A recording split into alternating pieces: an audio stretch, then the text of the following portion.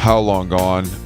Chris Black coming to you from a beautiful London. It's coming home, Jason. How are you? How am I? Oh, I'm riding high. It was a little tough to see Norway go down yesterday. Where'd you watch the match? I went to a pub. Well, some people are calling it a fake pub because it's nice and new, but it's called the Fat Badger in Notting Hill. And it was, you know what fascinated me? Because this is obviously my first experience in getting caught up in the vortex of football in real time.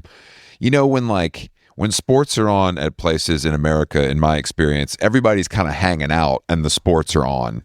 You know what I mean? Like some people are concentrating more than others, but overall we're socializing and there's some TVs in the room. The game's on, but the bros are chatting. We're getting another round of wings. Yeah. And I have a feeling the opposite was happening down at the Badger. The Badger was rammed with, like hot West End girls and the guys that can afford them.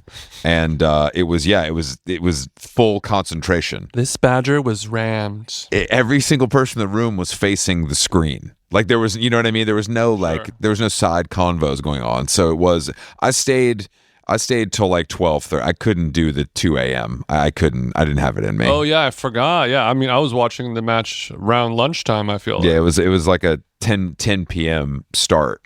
So Izzy and I had dinner in the neighborhood and then we walked over. And British people, she just knows more about football than I would ever imagine that she would. It really is a cultural difference. It's just I'm looking at photos of the Fat Badger. I don't know if I would call this a pub. This looks like a very nice rustic restaurant. Hey, I'm just telling you. I agree with you, but I'm not an expert. It was referred to as a pub to me. It's connected to that restaurant Canteen. I think I've been to. It's quite good. I think you might have been there too. Yeah. But anyway, I mean, do we need to invent a new word for a modern, nice, back in venture capital backed pub? Back in the day, it was gastropub. Oh God. Yeah, this is Fat Badger is a great gastropub addition into the marketplace because you can also have, I'm sure at your table you can get a little cup full of pretzel sticks or sun chips or cheesy doodle sticks. And then also, if you need, a quail's brain or a calf's liver or, duck terrine, don't mind if I do. We also are offering a Wisemelon smoothie for 14 quid here. Yeah, it's definitely a little bit of that. But I think that the differentiation that I've been hearing is it's not a real boozer. Which, obviously I know the difference between, even though people seem to be boozing as well as other things, I know the difference between, bar and real boozer, I think. Okay, so for our listeners at home, a boozer is like we're doing serious drinking here versus, we're milling about having a glass of orange, some type of spritz, and that's about it, versus we're going here, 50% chance we're getting arrested kind of vibe. I'm going to call a guy, that kind of stuff. It seemed to be people in the packet last night, when several guys are going to the bathroom together, it only means one thing, Jason, and that's cocaine or gay sex. So could have been both. So they said this white powder is going back to where it belongs. It is coming home, right up the old trusty. It's coming home. It's making a move on the right. A quick move on the right nostril, and in she goes. But the best part was, I didn't know, obviously I don't follow the sport, so when the first goal was scored by England, everyone started singing Hey Jude. I was like, what the fuck? Is this just like a British song that everybody likes? Like, what's going on? And then I did find out the player's name. Guy who's never heard Hey Jude. So British song? Yeah, this is a British. Everyone seems to know it. I should learn this. But then I found out the guy who scored a couple goals, his first name is Jude. So that made a little more sense to me once I did the math on that. Jude, we're talking about Jude Bellingham. Yes. Who is the hot 22-year-old soccer player. And Carolyn was like, oh, wow, Bellingham. I was like, how do you know who Bellingham is? She's like, he's on the feed. I talked to an unnamed gay man earlier today who was like, I was looking at my search history this morning and I realized I had searched, Jude Bellingham nude last night during the game. But I do know him. That name does sound familiar. I mean, I was like, actually, Carolyn, he was in a Skims ad, and before I could even finish saying the K in the word Skims, she hit me with I know. Oh, so he's okay. See, these guys, because the famous guy on England, from what I could tell, was a guy named Harry, Harry Kane. Harry Kane. Who looks extremely British, but also looks 10 years older than he is from the stress of carrying the team on his back. He looks older than Calvin Harris. Yes, he does. But he looks like Calvin Harris's Republican older brother. Yeah, he does look like a Tory. Yeah, he does have that look about him. But he famously announced that he had did a round of golf with Trump last year, and so it really is like, do you want this blonde-haired, blue-eyed British guy who hangs out with Trump, or who also looks 43, or do you want the 23-year-old mixed race guy with who's hairless and hung? Well, it's not tough. Or your other option is the guy from Norway who looks like a villain. Who's also... Villain is putting it nicely. He's one of the most interesting looking people on planet Earth. I really like it. Harry Kane was born in 1993. That's crazy. We both had fully formed brains at that age, and he looks our age. He looks like he's been in like the accounting department, and it's stressed him out. That's the vibe. Well, this is British. He's got British disease. Some of our finest Brits have it, where you look like a little cherubic angel, and then you turn 27, and guy who works at the docks, it just turns one day. Turns on you. It turns on you. I bet you if you look at a photo of him when he was 16, he looked 4. Well, it's like Prince Harry and Prince William. They've aged like a fine cheese in the sun. Deal. Yeah, it's really it's not great. Aging like a Humboldt fog. Yes, exactly. In the August noontime heat. I love smoking on that Humboldt fog. But yeah, anyway, it was fun to be a part of it. I like I said, I made it as late as I could because I've been out late. I went to see George at Fabric. Oh yeah, he invited me to that. I was so bummed. I was like, what time frame is Chris going to attend this club? Is it going to be 9:45 to 10:15? And he was like, no.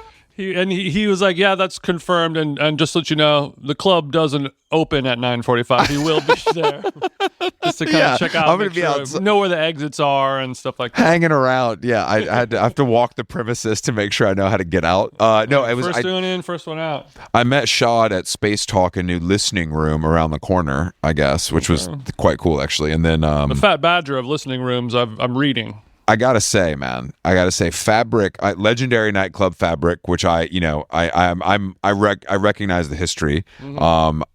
The smell in that room is something I have. Like, obviously, we got there at like 11, so it wasn't that early.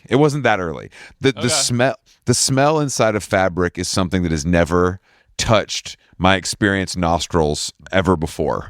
Like, I don't even know what the mixture is that makes it so pungent. Notes of frankincense? What are we thinking? If that's a new designer drug I've never heard of that makes Orange people blossom.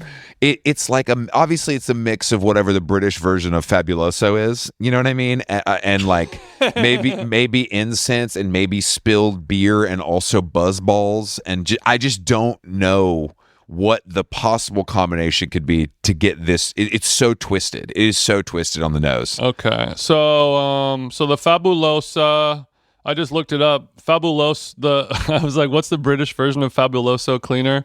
And it said it's called Fabulosa. There you go. Boom. We just changed one letter. The female conjugation. Yeah, so like I know all about the smell of nightclubs, having spent a lot of time in them. That's why I'm bringing this up. And it's not unlike the smell of a bar or a pub. And when you go into, I don't know how much of it is like psychosomatic, but when you go into a club before it is open and full of people, it has a much different smell than when the lights are on and the gear is turned on and sound is happening.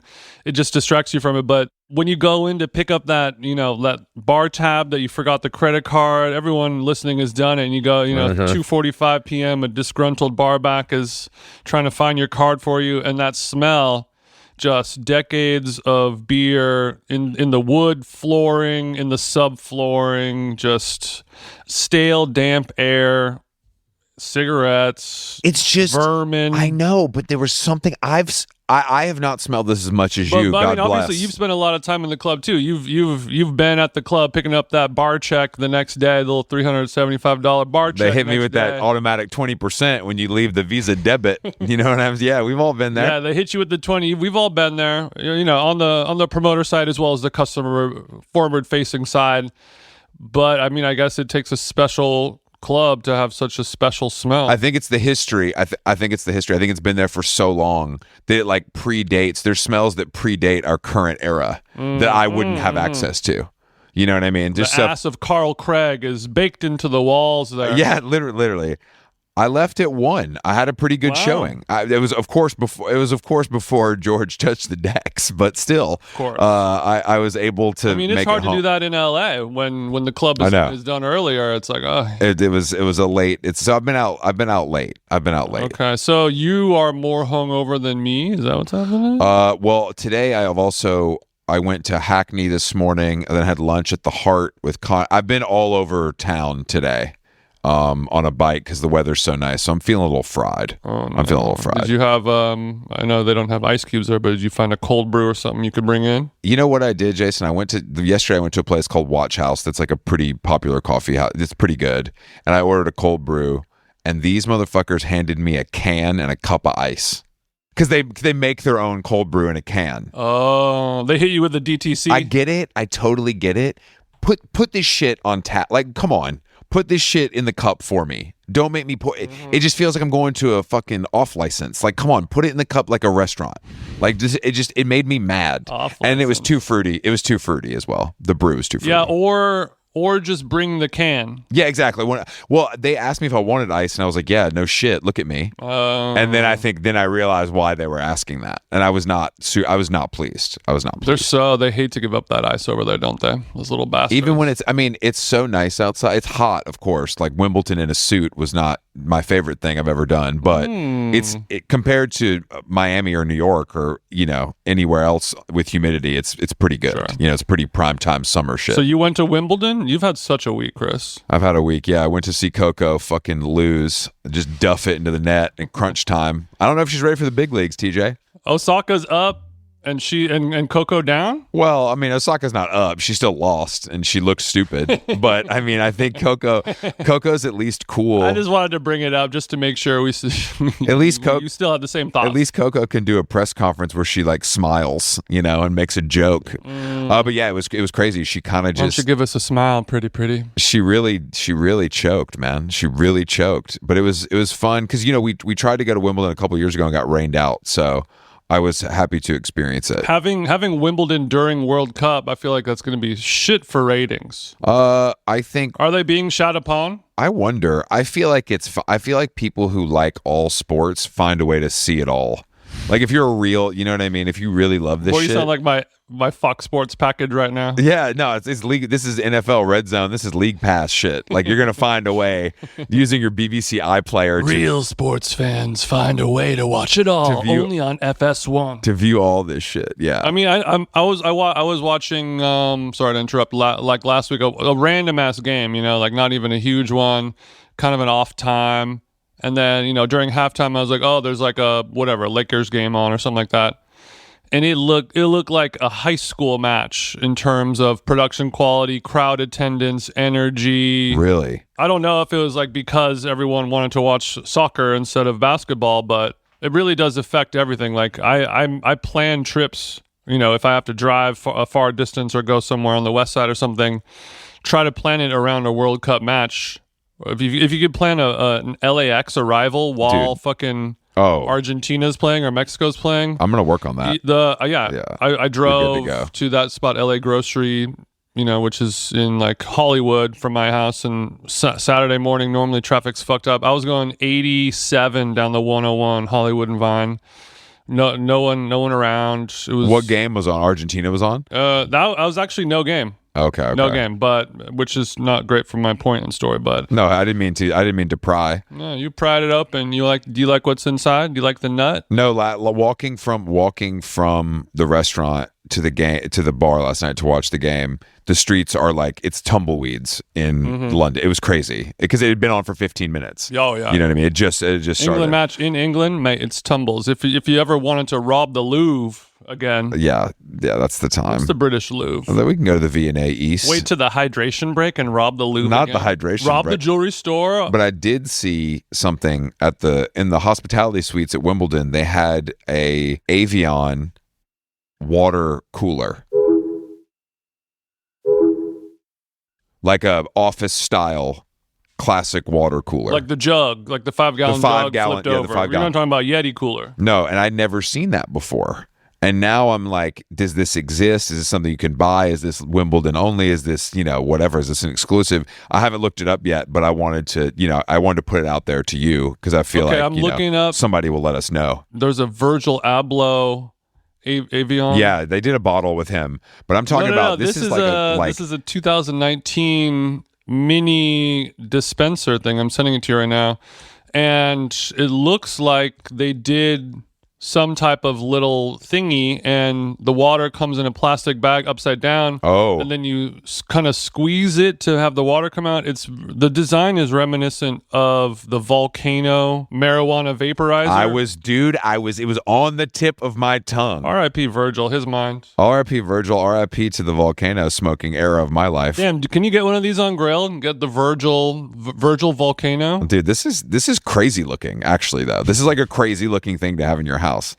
I want the full. Jake Davis definitely has 3 of them on ice. I want this shit delivered to my house like Mountain Valley style, but they can actually bring it up the stairs because it's not glass. It was nice to see that. I've never seen that before. No, I think I know it exists out there. It has to exist, and I think getting it stateside might be a bit difficult. That might be a bit tough. Then I'm sorry. We've had some deaths in the family the last couple days. Dad. My For You page on Twitter is the most gay jokes I've ever seen about Lindsey Graham's death, to the point where it's like, you guys got to relax. It's not even funny anymore. It's diminishing returns after the 100th one I've read. Speaking of who's going to pack this badger, one of our eldest badgers, Lindsey Graham, R.I.P. I mean, it seems. How did he die? I didn't even notice. Believe it or not, they're keeping it a little mysterious, but you don't say. Apparently, he was touring a weapons drone facility in Ukraine the day before, meeting with Zelensky. They did a photo shoot where Lindsey is literally holding like a death machine and smiling like it's his Confession 2 fucking merch that he just bought. The next day, that entire facility was bombed by Russia, and now he has been announced that he has suddenly passed away. And no, I don't know. I don't think people are saying that they like bombed it while he was in there, or if he like got shook and had a heart attack or whatever it is. But in classic TJ fashion, you're smelling funny business. I mean, there's all of these famous political deaths. Hey, whether you're a Mitch McConnell or a Lindsey Graham, or you're somebody who's been installed to kill Charlie Kirk, or try to shoot Donald Trump at that convention a month ago or whatever, like. You don't hear any information about these people anymore. Luigi, they just kind of brush it all under the rug. But there have been a lot of jokes making light of him, and it shows that humanity really does want to make these kind of gallows humor jokes, and they just are waiting for the right, correct person to pass away so they can say, everybody. Test your Coke, you guys, or my favorite was don't do Cialis with poppers, guys. Be careful, which is pretty good. Wait, are you serious? Hold on. I think that it is funny though that some people you can just. I mean, obviously Lindsey Graham is very funny to make fun of and easy to make fun of, and he's a bad guy. But it's so funny that no one's defending him. Charlie Kirk jokes, people get mad. That's true. Lindsey Graham jokes, you don't see. A little riskier. Yeah, Lindsey Graham. I mean, obviously some people are going to get mad, but they're few and far between and living in the rolling hills of Appalachia. But it's been a very intense. The outpouring has been very interesting, I would say. Mm-hmm. Yeah, shout out to he's our closeted king. Our closeted king. I mean, I'm glad nobody died at these Jay-Z shows because I feel like the age they're getting up there. You know what I mean? They're getting up there. The unction at Yankee Stadium. Mm-hmm. But I sent you the tweet yesterday. It seems like friend of the show Azalea Banks is thirsting for Hove a little bit, saying that he looked hot with his fitted and his Caesar, but that his t-shirt was a little too small. And I saw the t-shirt and it looked to me to fit properly. I agree with you. It wasn't baggy. No. But it was not too tight. No, I wanted to make sure we were on the same page before we went forward. No, to we're on the public. same page. Okay. She might, I think people have their version of these celebrities or rappers or whatever in their mind, and they want to keep that forever. I want to have my guy wearing a triple XL crispy white tee and the sideways fitted. Like, that's how I picture him when I'm masturbating. So that's what I want to, I don't want him to see him sized down and be giving a different look. I want, some people are like, I want to remember when Jay-Z and LeBron would wear like 3-piece suits with pocket watches and pinstriped. Of course. Top hats and things like that. Like, there's people out there who are like, that's what I want Jay-Z to be wearing on night 3 or whatever. Yeah, I think this is like, I think he is, funnily enough, looking pretty age appropriate. In these, and I mean, besides wearing the vest that is, I think. I think I'm gonna say it's Blue's influence. Blue's old enough, and she's like, all right, y'all, time to clean all this up. Y'all need to stop playing. Y'all old as hell. And it's cool. I mean, I guess that is good advertising for having children. That you can have people that are able to queer eye you once you turn washed. Man, I got queer out by a 14-year-old. She said, you look dusty. Imagine just waking up in your fucking wherever they live, the La Jolla mansion for their summer house, and Blue's like, all right, get up, guys, and just goes into the closet, starts throwing away all the fucking bullshit. We got a hair appointment, Jay, 11:15. Don't be late. We're finally going to clean that up. And she just goes in, boom, boom, boom. All right, here's the rappers you got to know about. Here's you guys can't be talking about Sean John anymore. There's no more Baby Fat. There's no more any of that. There's no more dairy on jeans. Oh, rock, Jason, don't bring that out now. God, you're gonna give me misty in here. I'm gonna choke up, bro. Damn, got me on hard looking at you in them dairy on jeans. But it's crazy that David Cho's going to all 3 nights of this, because the set is different, but do you like anything enough to go to 3 nights when it's that sort of commute? This is Puerto Rican Grateful Dead at the Sphere. You got to go every night. You got to tailgate. You got to do the whole There's nothing I like enough to go 3 nights of commuting from Manhattan to Yankee Stadium. What about the Olivia Rodrigo Music Festival in Irvine, California, all women? You could do 3 of those, couldn't you? I as much as I support that festival and the movement that Olivia's created, 3 nights of that is too much for even an ally like me, Jason. Right. I don't think I could. On day 2, you start asking about, where's the talent at, and is there a different VIP? Does anybody here know how to play guitar, or is it just they hold it?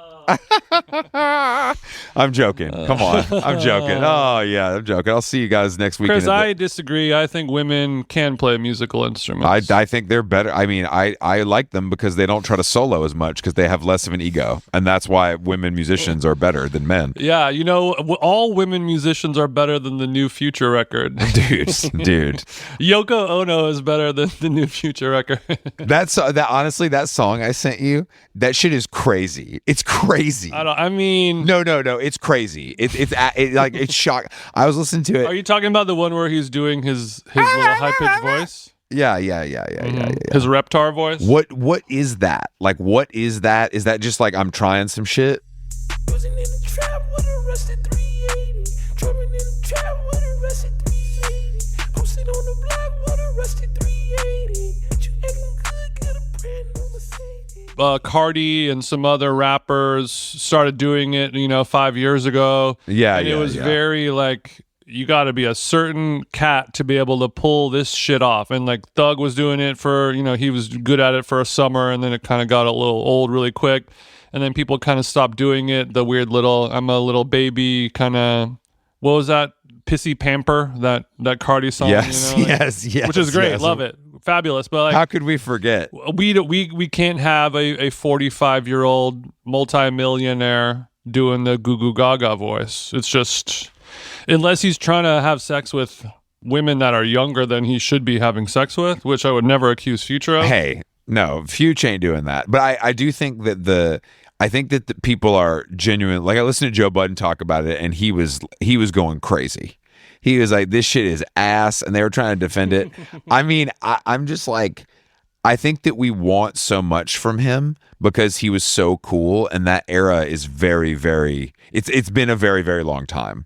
and we're not ready to move on. Who are we just talking about last week about musicians that don't know when to hang it up and they can't? Like and about how people end up getting, their careers are done so much earlier in their life. Oh, we were talking about Louis C.K., I think. Which is fine. Like, just Future, go play the hits, bro. Go play March Madness for the rest of your life. Mm-hmm. You don't ever have to do this shit again. You're a legend. You're the GOAT. He looks cool now. I like the way he looks. He looks better. Like, everything about he probably is cooler. Everything about this album, except the music, feels better. The name, the title is hilarious. I think another thing is when you are a rapper and you have this persona, whether you're a Clips member talking about how you never fly private when obviously you. I need to clear this up. I need to clear this up, but quickly. Not because I do love Pusha T, but I want to clear it up. I think people on the internet are confusing economy flying with regular flying and private flying. Mm-hmm. Like, commercial flying is not the same as economy flying. Pusha T is not sitting in 43F. Pusha T is in first class, and that is not the same as economy. Unless it's a last minute emergency, he had a cancellation and he had to hop on. I understand that rappers are braggadocious and they be lying sometimes. But I think, like, as a fan of Pusha T, taking a picture of him without him knowing in the airport doesn't prove anything. That doesn't mean anything. He's standing at whatever airport. That's not, if you're going to really try to hang this guy out to dry, you got to find a picture of him next to the bathroom on United. This ain't going to see him with a little Sun Chips bag in his hand, not the small one, the mini one. This ain't enough for me. Like, I think that, like, he got to be in a section where they pour him the Diet Coke and he says, "Can I have the can?" and they say no. Yeah, no, exactly, dude, exactly. No, you thought you were getting Fever Tree tonic water for free? Get out of your goddamn mind. Ain't no Fever Tree back here, honey. We got Fresca. Okay, so do you think, just 1 month ago, we get the same photo of Rick Ross flying commercial. This month, we got a member of Clips. Next month, whoever it's going to be, I don't know. Is it a little bit of they deserve it? If you spend much of your life and occupation talking about how you only fly private, you're sort of asking for it when you go, you're a famous person. You're going to get flicked up. I think it's fair game. If you want to play that character. I'm not saying it's not fair game. I just don't think these guys are saying I only fly private. I think they're saying stuff that's dumber, and people are interpreting it as I only fly private. Right. That's what I think is happening. I guess that this goes back to the classic issue of media literacy and the fact that people are not understanding what is being said. Like, of course it's funny. Like, Rick Ross also looked like he was a thought that had just shared a room with 4 other girls in Fort Lauderdale for the weekend with, like, broke boy luggage and a hoodie up. You know what I mean? Pusha T is standing there looking pretty good. He looked like a cast member of the film Zola. Yeah. Like Pusha T looks like normal to me. Like, he looks like a guy. He's wearing a nice jacket. I can't see his luggage. Whatever. I just don't think he's holding. I'm sure he's holding a leather bag that costs more than a first class flight. Yeah, absolutely. I'm just saying that I think that, like, as an OVO Chris, I understand wanting to throw shots at anyone who comes for our king, but I think we're getting. I think this is like one of the dumber things I've seen. Besides the guy who fucked with the bison and found out, this is one of the dumber things in the last you week. You fucked with the bison and you found out. Yeah. Well, you're right. It's look, if you're Pusha T and you're at the fucking Atlanta airport connecting, you're opening yourself up to criticism. And also take a page out of regular real celebrities who really shouldn't be flying commercial. Kendall and Alordi are bopping down to Queensland or whatever. The hoodie is up. The sunglasses are on. The hat is on. The brim is low. We can see a half inch of one of your cheeks. If we take a photo of you, it's not, TMZ ain't gonna buy it. I just think that private airline transportation has become too public. Like, it used to be a thing that was only for a level of person that most people weren't interacting with. And now, because of influencers and jet share and blah, blah, blah, it's become like, I don't think people understand the astronomical cost of it and how stupid it is for most things. And how how unluxurious it is 90% of the time. I mean, the best part is that you get to drive out onto a car and walk on the plane and leave whenever you want. Like, of course, that's nice, but is that worth $100,000? You don't have to smell the same air as poor people, but you're in a smaller plane. There's more turbulence. The plane is... Let me clear this up. It is absolutely better. It is 100% better, and the downsides are nil except for the astronomical prices. It's not a smart thing. No matter how rich you are, it's not a smart thing to do. Mm-hmm. I don't care about the environment. I don't give a shit about that. It's just it's a mistake. Like, it's not smart to do unless you have it figured out, or it's a danger. It's like, it's scary. Yeah, it should be for emergency use only. Like, you really if can't only be in there public. was a different. I think I saw Delta was announcing like a new first class. Yeah, they're fucking us again. They're fucking us sideways this time. I don't remember exactly what it was, but it seems like it's like Delta One regular. Delta 0.5. You can't pick your seat and you don't go to the lounge. Oh. But you get the lay flat and everything else? Yeah. The Delta One lounge, I was just in it on the way over here. It was busier than the airport. It sucks. Yeah. Like, it's like I bring my own food and the staff gets mad at me. And it's like, I guess what I'm saying is I just don't understand. Like, I wonder how many people that's the experience they want versus the actual, like, I get to sleep on the plane for 10 hours. Right. Yeah. Like, I think we're going to find out. I think more people want that lounge experience than you think. And that's kind of the sad part. And I know. I think, but it's one of those things where when you first experience it, you're like, hell yeah, I'm going to go 3 hours early and have my tasting menu brought to you by fucking 11 Madison Park or whatever. I'm going to get a foot rub. And while I have my lychee martini, you do it 3 times and you're like, no, I'm going to show up to the airport 37 minutes before boarding time and go to where I want to go, and that's it. I can pour myself a glass of store-bought orange juice at home just as easily. Well, I wonder the real key to Delta One at JFK and LAX, at least, is the security. Mm-hmm. If you can go through the security, not go to the lounge and not pick your seat, I'm cool with that if it's saving thousands of dollars. Same. Like, who cares? That's I don't know. It seems like they're almost trying to have certain routes be only first class and only economy and only Delta Ones or something like that. I wonder if that's a situation that they're trying to... Because there's new planes where the first half is all first class and the second half is premium economy. Have you seen that? No, but that makes sense. Mm-hmm. Depending on the route, like you said, like, it's not going to work from fucking, Charlottesville to Birmingham, but there are routes that would work on. I just don't the fact that they will find a new way to fuck us every time is admirable at this point. Like, I'm like impressed by it. They're doing backflips to find new ways to charge us more for less. Mm-hmm. And I feel like the economics of it really rival, economics of the world in general, of like, the billionaire tax, and the Delta One tax, are the people who are buying the $10,000 first class flights. Those are the people who make it possible for, the regular people to take the $300 flight to New York. Are those costs being offset? It's pretty interesting stuff. I don't know why you sounded like you were lying.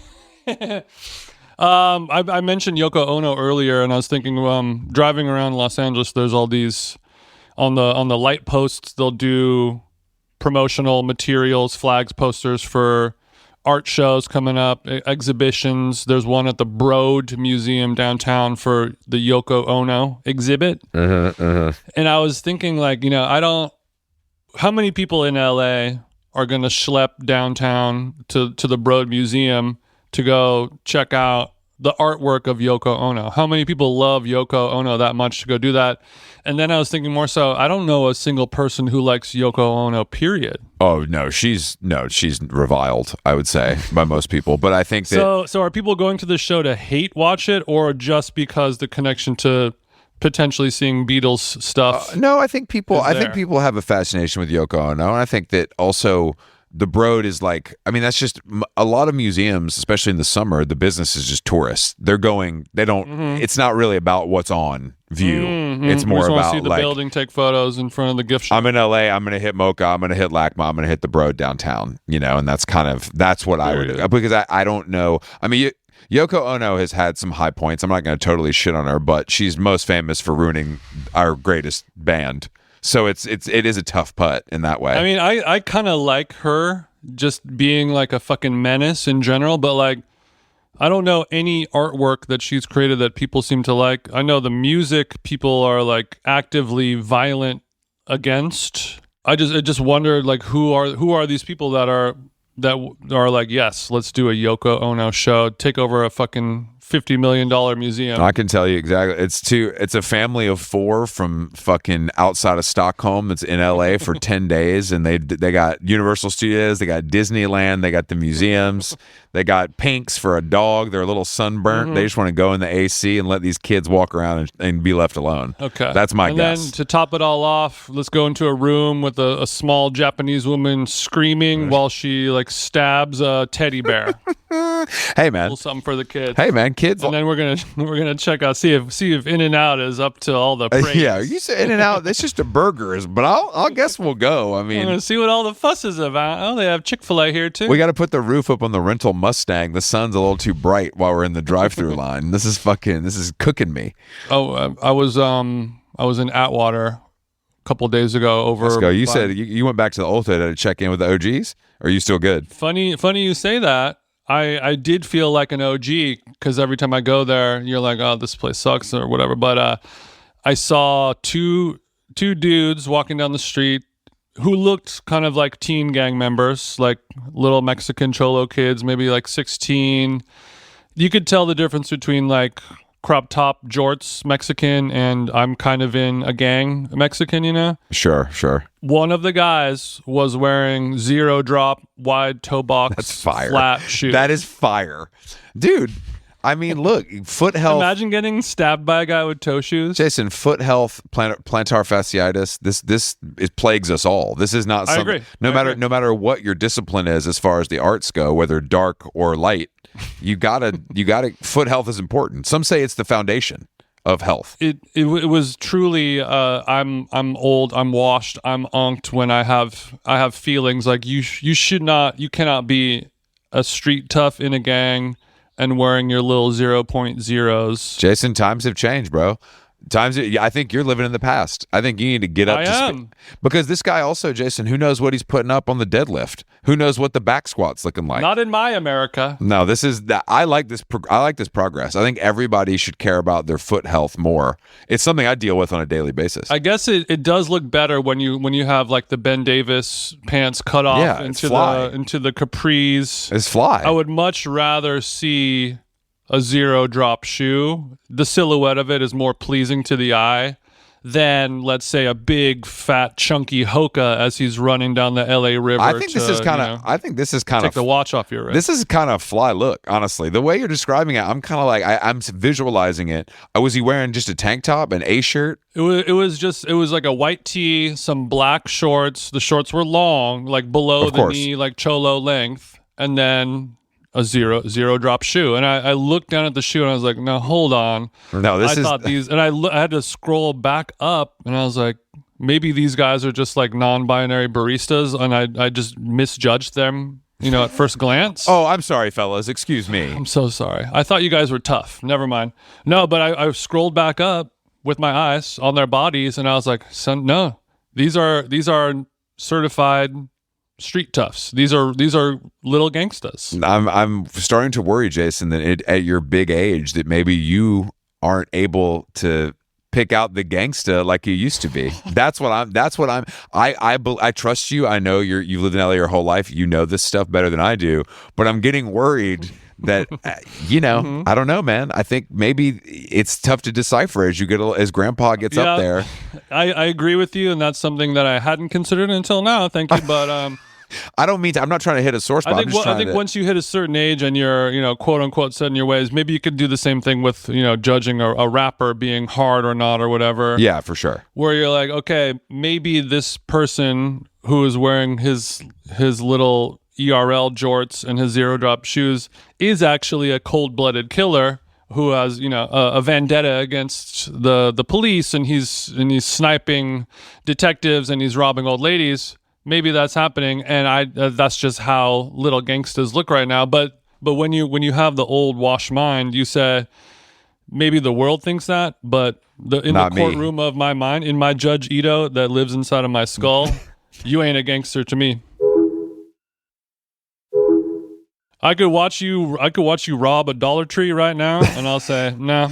Okay, next time you see this and this happens to you, I would like for you to check their gangsta, test their gangsta to see how rotten your old brain is, and let's see what happens. Because I will test their gangsta. I'm worried that we could lose TJ, or at least a lot of TJ's blood in this interaction. And it's maybe I'm saying just stay on your side of the street, big dog. You know what I mean? Don't test the G.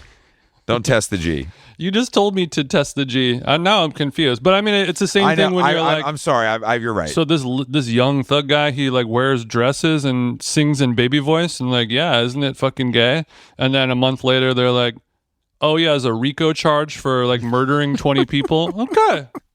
Yeah, it is hard to understand. And that's why I'm thinking some of these guys that may, do crime for a living also shop at, H. Lorenzo and Departamento.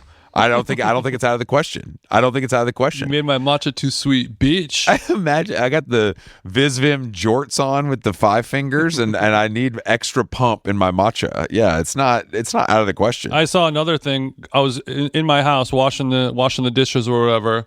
Look out the window. I hear a sound like a little drone came for you? Bee buzzing sound like a zzz. The fucking your drone that was dropping off your Amazon package. No, I hear the buzzing. I look outside. There's no swarms of bumblebees, no hornets' nests. There's a dude walking down the street. Maybe he's Armenian, maybe he's not. He's got the big electric shaver, like the kind that you give your dad for Christmas in 2003, and he is on a walk. This is fly. I know where this is going. Tank top on, shorts on, Fire. And he is doing a full face and beard trim with the clippers. Not a single hair is inside the house. Smart. He's getting his steps in. He's getting his vitamin D. Cortisol levels are down. I like it too. I have to say, I like it too. And this feels like something that would alarm people in your sort of Pleasantville neighborhood, because this does feel like unhoused behavior. In some ways, this feels like something you would see in the depths of a bad street in Dime Square after somebody hit the pipe a few too many times. It's an activity of somebody who's leaning more down on their luck than high on the hog. But I think you're right. It is part of the reason I get my simply pragmatic haircut and beard trimmed at a barbershop is because of this reason. I don't want to clean up. And I don't want anybody in my life or a cleaning lady to have to deal with that. Yeah, nothing a woman hates more than seeing a hair in the wild that's not attached to someone's body. Well, yeah, it's their shit's everywhere, fucking clogging even their drains. Own hair. Nah, these hoes be shedding, bro. It's like Mr. Ed. It's like a hair everywhere. How often do you have to empty out the grease trap at your house? Hair is everywhere. No, I mean it's not. I'm just saying in general. When obviously, especially in my case, the woman that I'm married to and live with has much more hair than me. Period. So it's always we know who to blame. We know who to blame. In your house too. Carolyn has a beautiful head of hair, and not that you don't. I would never say that. I'm just saying she's her numbers wise. Yeah, she's famously known for beautiful long hair down to the ass crack. Whereas I have beautiful hair, but I'm doing inch and a half on hard. It's yeah. Look, is mine healthier? Who knows? It's and a half on chub. I'm not trying to get into. I am not disputing. It's a dirty game that neither of us plan to get into. But when.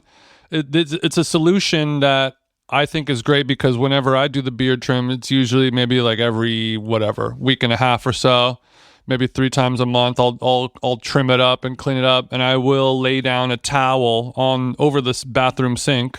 I lay down a towel, girl. Don't worry about it. All right, Trey Songz, relax. And then trigger TT. I take my shirt off real slow. How have I never thought about this? Trigger TJ. Damn. Oh, I do it to This is myself. why we pod. Okay. Yeah, I lay a towel down, girls. No big deal. And then I slowly take my shirt off, and then I do the beard trim. I lean forward. Yeah, get up off the heels. Well, speaking of foot health, good to do that. Some of my hair, because of my You can't contain it. My clavicular bones create a little well that will catch it. You know, after it's rained and some of the tree roots will catch a small little ecosystem of water. You know what I'm talking about? Yeah. Obviously, you've seen, Tumblr photos of somebody like pouring a latte into someone's clavicular bones, right? Yeah, just like that. Anyway, the little hairs will get stuck in my clavicular. I run a little sweaty, so it's tough to get them out. Otherwise, clean up the snap. People have made all these devices for this. It's like, when people put the like thing underneath the basketball hoop that gets the ball back to them when they're shooting alone. I've considered that. There's several of those on the market for this exact purpose for men. It makes you look like a dog being groomed at Petco while you have this device on. It's a very humiliation. I gotta say, I would rather, if I'm in Glendale at 8 a.m. and you're walking the dog, I would rather see you doing that trimming your beard on the street than see you in your house with some Temu plastic container that is meant to catch the strays. Hey, what up, sharks? I'm looking for 30%. Okay, I wanted to talk our dear friend Ryland. I told you the story earlier about this dog psychic. Yeah, I saw that he posted about it on Instagram, and I was like, I know Ryland, and I know he's being serious, but I also don't know if I want to follow up. And when you told me the information, I should have followed up. Yeah, we have a consultation on the calendar for this Friday. Do you? Oh yeah.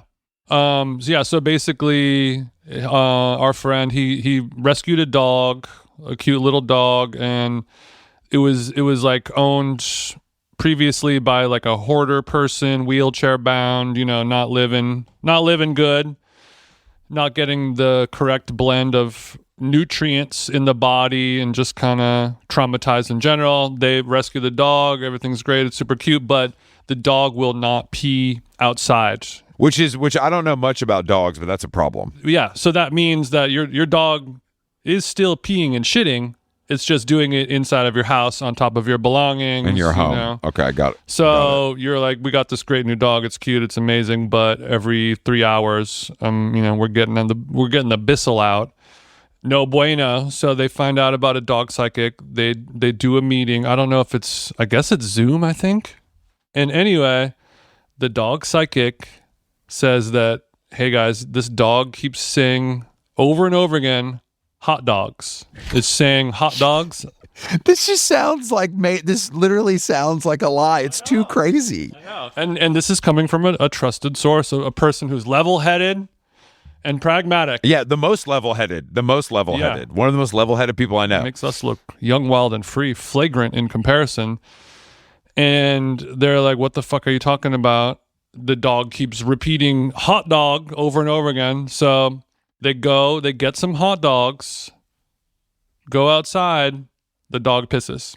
Problem instantly solved by giving this dog a little hot dog. It's insane. And then I talked to Ryan this morning asking if I have his blessing to share this story on the podcast because it was just so insane. That's nice of you. And he was like, oh, actually, can I just refer, like I have 100 people in my DMs asking me about this. So when you post your episode tomorrow, I'll just link it out with a timestamp so I don't have to tell everyone the same story. So it's a little service journalism. That's good. That's awesome. Everybody wins in this case. We spread the good word. Rylan looks like a genius, and he gets to share with all his loved ones. I should do this on Cameo. If you have a complex story that you don't want to explain to all of your friends, just give me the rough details. Give me the Cliff's notes, and I will narrate it like your AI LLM model. That is $75. So such a great story. Also, the dog. Sorry, this part is really weird. So when they first got the dog, they went to Ojai as like a little trip. Brought the dog, and then the psychic was like, "Hey, the dog also said." When we went to Ojai, that was the first time I got to like go run and play outside. I got to go outside. Oh my God. And then I told Carolyn and she was like, How does the dog know what Ojai is? Well, if you're an LA dog, I'm sure it's on your short list of local weekend getaways. Well, I mean, like, I'm a dog. I still have the Amigo app.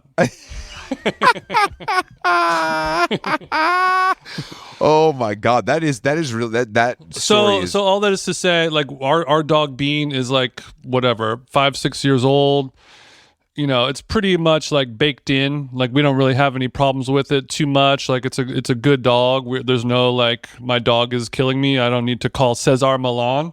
But I think it's only $60, $65 for a half an hour or whatever. Like, oh yeah, who cares? like Yeah, no doubt. I think it's like $130 for a full hour, and she'll prorate it. You know, if you get it done in 43 minutes, she'll charge you by the minute up. I was expecting, you know, a Hollywood dog psychic to be hundreds of dollars, but I think she's just booked and busy, and does it for the love of the game. So, you know, I'm sure someone, his name is Rylan, you can send him a DM and he'll give you all the. That's honestly, I bet her business is so robust. Well, this is giving me a flashback to Pickle Rick when we first started singing the praises of him, and then Rick suddenly, hey, what's up with your podcast, guys? I got all these fucking pick me Rick out there in Burbank. Yeah, Pick Me Rick said I didn't get no discount. Rick still talked the whole way through the massage. It didn't work out for us, I'll tell you that. Look, you got a free oil check. That's not nothing. Yes. He gave you a little hydration break.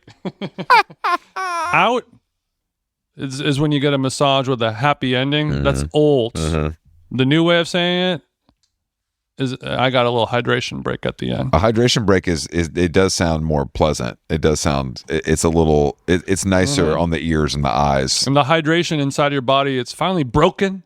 It's coming out. That Rylan story is really one for the record books. It's really unbelievable. Yeah, so stay tuned. Watch this space. We're going to send our small dog Bean to a psychic and see what's going on inside that twisted mind. Maybe we can make a good dog great. Well, I know Bean's been trying to quit smoking for the last 10 years, so this could be, we could finally get her off the fucking. Yeah, and she needs those Camel Crushes, and they are hard to find. No, that's the worst part. Europe only. Okay. I got a couple more things, but you should go ahead. No, go ahead. I was going to ask you about this dish I had at a new restaurant, and I loved it, and I just wanted to know. Okay, you went to a new restaurant and you had a new dish? Well, it's a restaurant called Vesper. This guy has several restaurants in London, so I think he's a known quantity. Vespa. It was really good. His name's Jackson. But so is that the one over on Exmouth Market? It is. Raven and Dickey took me. They know him, and there's like at his other restaurant, Dove. He does like his version of the Contremar tostada, and it's fucking banging. Okay. And this, you know, you order one. This is like maybe it's on the menu if you look. It's like almost like a scallion pancake. Is this a spring onion pancake, raw tuna, and Cantabrian anchovy? Yes. $7 each. There's a little typo there. The 7 on the each needs a space in between. I know Vesper's listening now at this point. I got the anchovy on the side because, you know, I famously don't love anchovies. Yeah. Bro, that shit fucking smacked. I loved it. And I was like, wow, this is a great, I don't feel like I see the scallion pancake Chinese pizza type vibe ever reconstituted into any other format beyond sort of the one that we know. So typically an onion pancake, it's like a Korean dish. I think they might do it in Japan a little bit too. I think of it as Chinese. I actually think of it as, I've heard it referred to as Chinese pizza, which could be, it probably is a little bit different, you know, technically. Yeah, but there's different styles where like some of the Chinese ones are like a little more on the pastry-ish side of things, and then like the Korean is a little bit more on like a kind of like a rice flour batter kind of thing. Yeah. All that is to say, was this a crispy, flaky kind of tostada thing, or was it a little more softer and mushy in the middle? It was a little softer. Outside had a nice crisp to it, but it wasn't, the inside wasn't like chewy, let's say. I wouldn't describe it. But I was like, wow, this is really combining two things I like. And did you eventually add the anchovy on top? No, I gave that to Dickey as a thank you for the invite. Wait, I'm looking at this. Is it served rectangular? Maybe it is. I don't remember the shape. I mean, you just ate it. You don't know shapes? Bro, I don't look at shapes, bro. I'm about taste, fam. I'm looking at it right now. It looks like it's in little triangles. Yeah, it was a triangle. Yeah, that it was a triangle. Okay, so this guy, and it looks like the piece of tuna on top is not thin. It looks like it has a little thickness to it, and then the anchovy is kind of rolled up in a little rosette. Yeah, it was just. That does sound nice. Was there a sauce? I think the anchovy rolled up was sitting on a little bit of sauce. Yes, I do. Yeah, I'm looking at it right now, and there's a little green. Is it an olive? No, I don't think so. Maybe. I don't think so. It looks like a green olive in between the anchovy and this is good podcasting, you guys. I'm so sorry, but I'm bringing it up because restaurants love to do this thing. Or is that a pickled jalapeno? It feels more like it's a version of sort of a crispy rice spicy tuna. That's what that's what I was thinking, and that's why I was like, wow, this is so good. But it does feel new to me texture wise. You do love spicy tuna crispy rice. Hey, who doesn't? Look at my skin, bro. This could be an old this photo that I took that I sent you is 3 days ago. Well, this restaurant's only been open for a month, so it's very. But this is a cool idea. It's a nice little riff on, the little Spanish tapas. Mm-hmm. Spanish people like green onions, right? Who doesn't? Green onion, great flavor.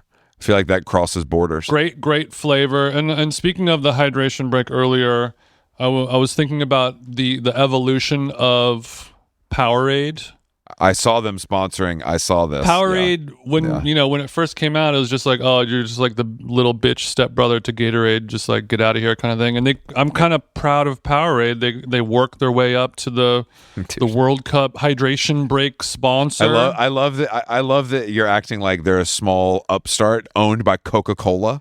They were eventually acquired by Coca-Cola for their hard work. I don't know if they were acquired. I think it might have been started by. Really? I don't know for a fact, but much like Surge, the discontinued highly caffeinated soda from our friends at the Coca-Cola Bottling Company, I'm not 100% positive, but I feel like... Damn, you're right. Okay. Powerade was developed entirely by Coca-Cola to compete. You got PsyOp, bitch. God you damn, got PsyOp, bitch. I guess I just... maybe because it's so interesting because Pepsi owns Gatorade and Coca-Cola owns Powerade, so it's Do they? Pepsi owns Gatorade? Yes, Pepsi companies owns Gatorade. I did not. I thought Gatorade which I didn't know either, but I just Googled it and it said a strong independent. Powerade is developed by Coca-Cola. They created the sports drink in 1988 to compete with PepsiCo's Gatorade. So PepsiCo, the second fiddle forever, Cola owns the first fiddle sports drink, and then the first fiddle cola company owns the second fiddle sports drink. Actually, that 3 times fast. Actually interesting.